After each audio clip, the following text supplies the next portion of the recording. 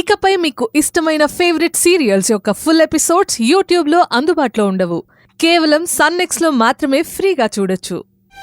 కోరుకుంటున్నాను. ఇదంతా బానే ఉంది కానీ కాకపోతే నువ్వే ఒక చిన్న తప్పు చేసావక్క. నేనేం తప్పు చేశాను? తొందరపడి గుడి బాధ్యతలు అత్తయ్య గారికి ఇప్పించమని అక్షయ్కి సలహా ఇచ్చావు కదా, ఇప్పుడు అదే జరగబోతుంది. అయినా గుడి బాధ్యతలు అత్తయ్య గారికి అప్పగిస్తే ఏం జరుగుతుందో నీకు తెలుసు కదా.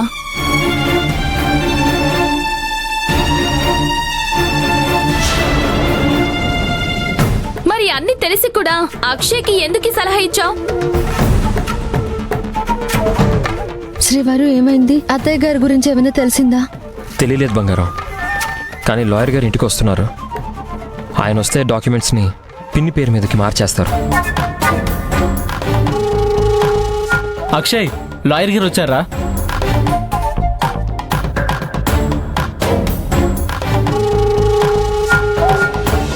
నమస్కారం సార్. నమస్కారం అండి. రండి. నమస్కారం. నమస్కారం అండి. కూర్చోండి సార్. నమస్కారం అండి. నమస్తే లాయర్ గారు. ఎలా ఉన్నారు? నేను బాగానే ఉన్నాను. మీరెలా ఉన్నారు? నేను బాగున్నాను బాబు. డాక్యుమెంట్స్ ఏవి? బంగారం, వెళ్ళి గుడి డాక్యుమెంట్స్ తీసుకుంటా.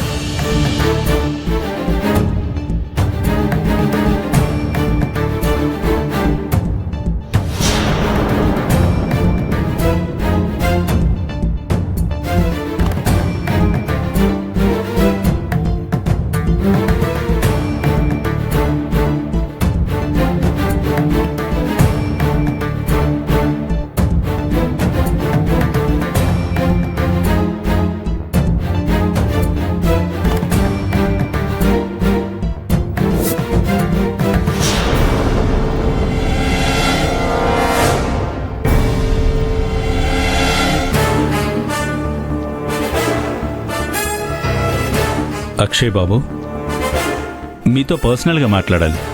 అలాగే లాయర్ గారు, లాన్లో కూర్చొని మాట్లాడుకుందాం.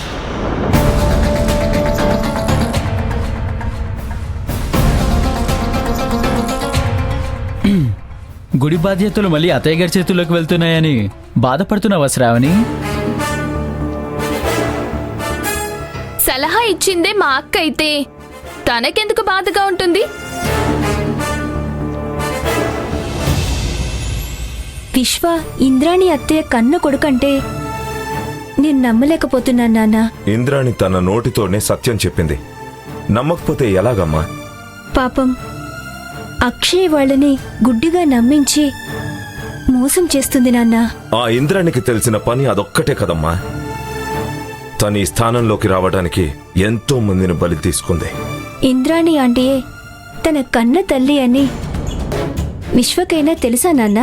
వాడికి కూడా తెలుసుండకపోవచ్చు. నిజం తెలుసుంటే విశ్వగాడి తీరు వేరేలా ఉండేది. ఆలస్యం చేయకుండా ఈ విషయం గురించి అక్షయ్తో చెప్దాం. మనం చెప్పగానే అక్షయ్ నమ్మడమ్మా? సాక్ష్యాధారాలతో నిరూపిస్తే గాని నమ్ముతాడేమో, చూద్దాం. ఇంద్రాణి ఆంటీని పడగొట్టడానికి మనకు ఆ దేవుడు ఇంకొక అవకాశం ఇచ్చాడు నాన్న. ఈ అవకాశం మనం వదులుకోకూడదు. కానీ 25 క్రితం ఆ ఆధారాలని ఎలా సంపాదిస్తాం? ఇంద్రాణి వాళ్ళన్న నీలకంఠ నాకు ప్రాణ స్నేహితుడని నీకు తెలుసు కదరా తల్లి. వాళ్ళు బొబ్బర్లంక నుండి ఈ ఊరికొచ్చినట్టు నాతో చెప్తూ ఉండేవాడు. మన వాళ్ళని బొబ్బర్లంకకు పంపిస్తే అన్ని విషయాలు కనుక్కుంటారు. అక్కడున్న ఆధారాలన్నీ తీసుకొస్తారు. అయితే మన వాళ్ళని వీలైనంత తొందరగా ఆ పనిలో ఉండమని చెప్పండి నాన్న. సరే దీప, అదంతా నేను చూసుకుంటాను. కానీ నువ్వు మాత్రం ఈ విషయం ఇప్పుడప్పుడే ఎవరికి చెప్పొద్దు. చెప్పండి నాన్న.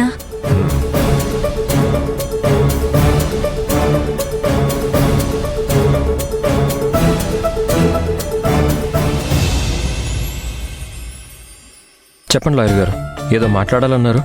అక్షయ్, గుడి డాక్యుమెంట్స్ మీ పిన్ని గారి పేరు మీద మార్చాలని ఇంత సడన్ గా డెసిషన్ ఎందుకు మార్చుకున్నావు? మా పిన్ని గుడి బాధ్యతలు నాకు కావాలని అడగలేదు లాయర్ గారు. కానీ మా పిన్నికి ఈ గుడి బాధ్యతలు అప్పగించకుండా తప్పు చేశాను అని నాకు అనిపించింది. పైగా నా భార్య కూడా పిన్ని పేరు మీదే డాక్యుమెంట్స్ మార్చమని చెప్పింది. అందుకే మిమ్మల్ని పిలిపించాను. ఓకే అక్షయ్, కానీ ఇంద్రాణి గారి పేరు మీద ఆ డాక్యుమెంట్స్ మార్చాలంటే 2-3 రోజులు పడుతుంది. అలాగే లాయర్ గారు, ఈ ప్రాసెస్ అంతా పూర్తి చేసి మళ్ళీ డాక్యుమెంట్స్ తీసుకుని రండి. అలాగే అక్షయ్ బాబు. బావా, ఏంటి అక్షయ్? లాయర్ గారికి కాఫీ తెప్పించు. అలాగే, నేను చూసుకుంటానులే. లాయర్ గారు, కాఫీ తాగి వెళ్ళండి. అలాగే. హలో వివేక్. చెప్పు వివేక్. అత్తయ్య నిన్న జరిగిన అవమానానికి మనతో ఎవరితో చెప్పకుండా బయటికి వెళ్ళిపోయింది శ్రావణి. లేదు నవీన్ బాబు గారు, అత్తయ్య నా మీద కోపంతో బయటికి వెళ్ళిపోయి ఉండరు. ఏదో ముఖ్యమైన పని మీదే వెళ్ళుంటుంది. ఇప్పుడు అత్తయ్యకున్న టార్గెట్ గుడి నగల్ని దక్కించుకోవడం మాత్రమే. అదే అయి ఉంటుంది. కానీ ఉన్న ఫలంగా మనెవ్వరితో చెప్పకుండా బయటికి వెళ్ళిపోయింది అంటే నాకెందుకో అనుమానంగా ఉంది. ఇప్పుడు అత్తయ్య ఎక్కడికి వెళ్ళినట్టు?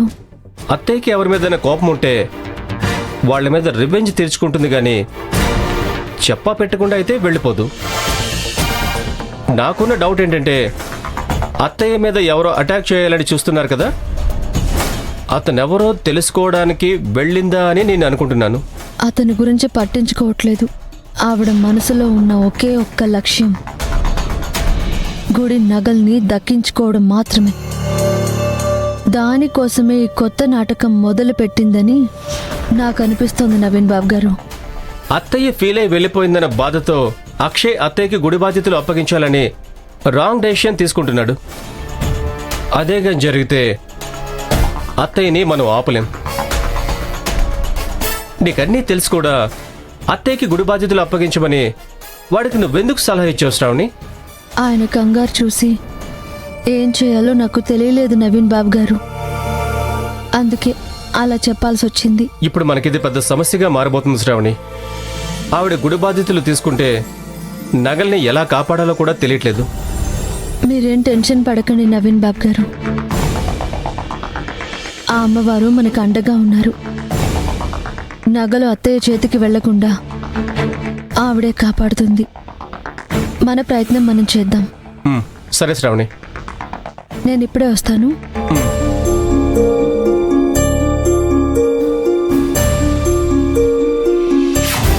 కూర్చోండి కూర్చోండి.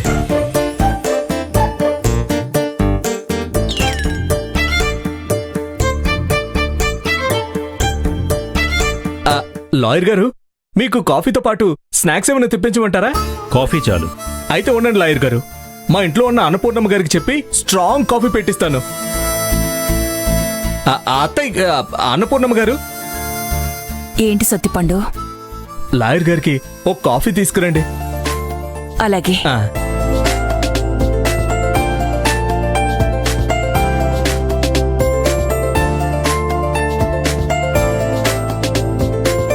అక్షయ్ చెప్పిన పని శ్రద్ధగా చేస్తే చాలు.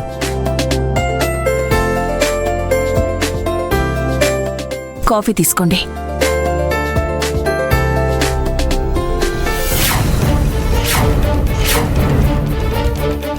మీరు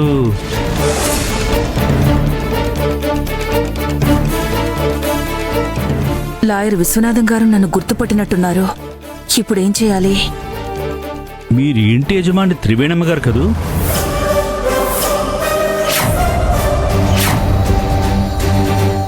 ఈవిడ అన్నపూర్ణమ్మ గారని పని మనిషి లాయర్ గారు కొత్తగా చేరారు.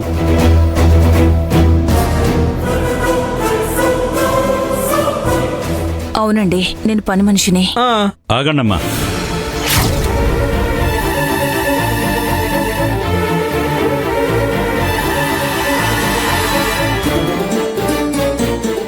ఆవిడ అక్షయ్ బాబు అమ్మగారు త్రివేణి గారిలా ఉన్నారు కదా, నువ్వు అన్నపూర్ణమ్మ అంటున్నావేంటి? లాయర్ గారు, మనిషిని పోలిన మనుషులు 7 ఉంటారంట. అలాగే అన్నపూర్ణమ్మ గారు కూడా మా త్రివేణి అత్తయ్యలా కనిపించొచ్చు గాని త్రివేణి అత్తయ్య కాదు. అయ్యో, మీరు కూర్చోండి సార్, కూర్చోండి.